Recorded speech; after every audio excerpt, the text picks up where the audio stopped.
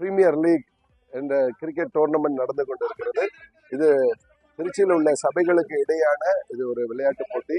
இந்த விளையாட்டு போட்டி மூலமா அநேக வாலிபர்கள் சபையிலிருந்து கலந்து கொண்டிருக்கிறார்கள். இதுல உமன்ஸ் டீமும் கேர்ள்ஸும் இதுல பார்ட்டிசிபேட் பண்றாங்க. இது தொடர்ச்சியாக CPL football and kabaddi tournaments நடத்த இருக்கிறோம். தேங்க்யூ. Pray for CPL.